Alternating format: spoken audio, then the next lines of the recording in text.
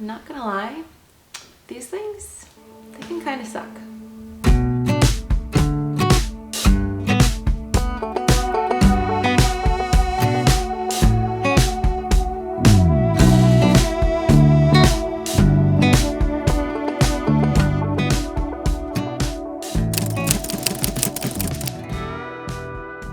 Okay, so obviously I don't think bioactives actually suck. I love keeping this way, but there are definitely some pros and cons that you may want to consider before you decide if keeping this way is the best for you and your animals.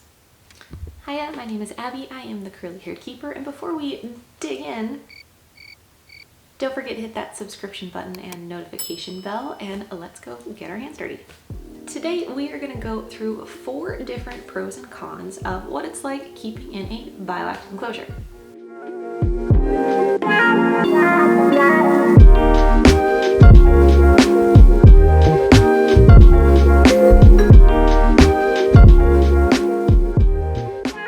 Let's start with the cons. Con number 1, they're expensive.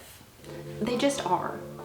You need more supplies for a bioactive than setting up in a more simple way like naturalistic or setting up in a tub. Not to say naturalistic or tub setups can't be spendy. I mean, you can spend as much money as you want decking out an enclosure and making it look amazing.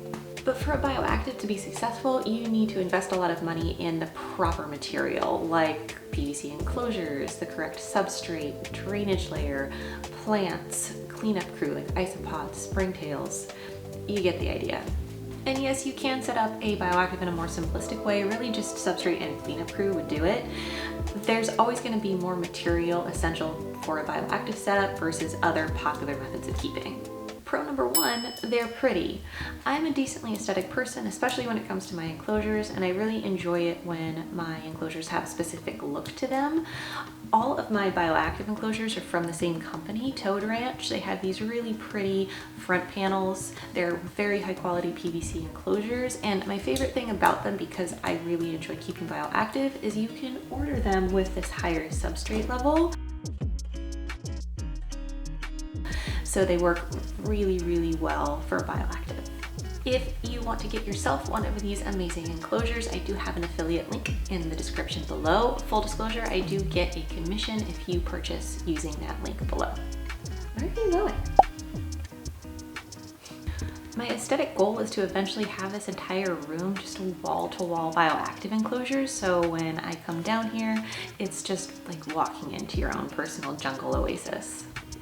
There's just something about a living enclosure that I personally find highly gratifying, and besides, it's really the only way I can keep plants alive. Con number 2, upkeep. There's a bit of misconception out there that bioactive setups are a one and done, set it and forget it style of keeping. You just set it up once, leave it be, and you never have to touch it again.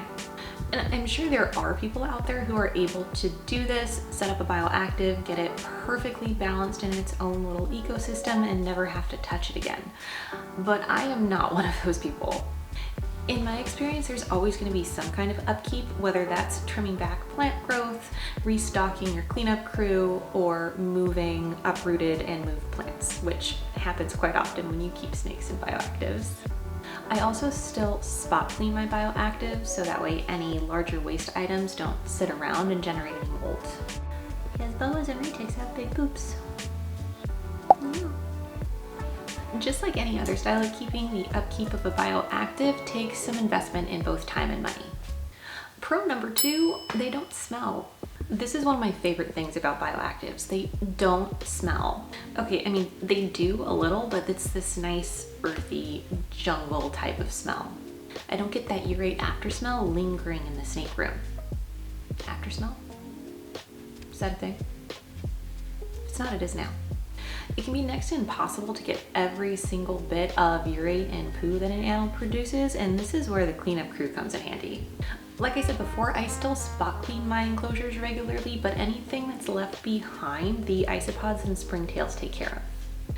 I personally find it really enjoyable coming down to my snake room and it smelling like a forest. There's just something very peaceful and grounding about it. Con number 3, health concerns. If an animal has a health concern, it can become very difficult, if not impossible, to treat and monitor a sick or injured animal in a bioactive.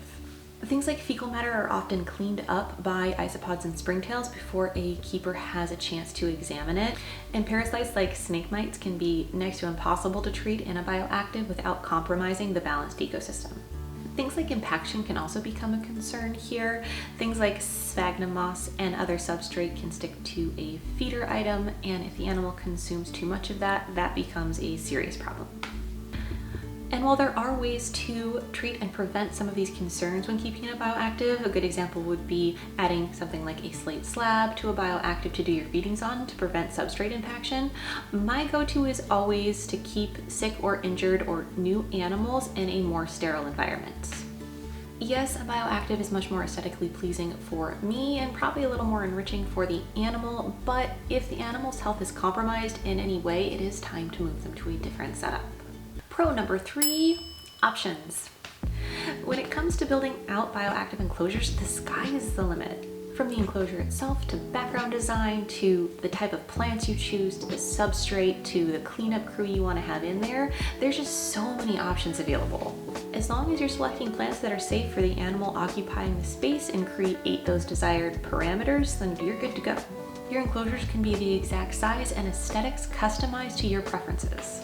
Con number 4, what if something happens?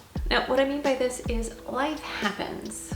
Things like moving homes, having to rebuild a background for whatever reason, a parasite infection are all a few things that can make keeping in a bioactive a big old pain in the you-know-what. It's far easier to move a simpler setup and replace substrate like paper towels or aspen, and fake decor can be disinfected. These are just a few examples of why people may want to keep their animals in a different way. Bioactives can become a whole world of trouble very quickly, and I don't blame anyone for not wanting to deal with that. Pro number 4, it's a total vibe. That was very millennial. My reptile room has truly become a sanctuary for me. It's a place I can come, care for, and hang out with my animals and just get away from the world for a bit. And while caring for my animals and their home is technically work, it doesn't feel that way. I get to care for my animals in my own little jungle oasis, and it'll only get better as I'm able to add more bioactive enclosures. There's a lot to consider when choosing how best to keep your animals. What works best for me isn't going to work best for everyone, and what works best for one animal may not work for another. So do your research, consider the pros and cons, and that's really about it. So what do you think? Were there any pros and cons that I should have included? Let me know in the comments. And that's it for this week. Huge shout out to our Patreon members. Your support is so appreciated. Thank you so much for supporting this channel and my obsession with reptile keeping. Don't forget to hit that subscription button and notification bell before you skedaddle. Also remember to subscribe and support US ARC so we can continue learning and growing with these amazing animals. Catch you next week. Bye.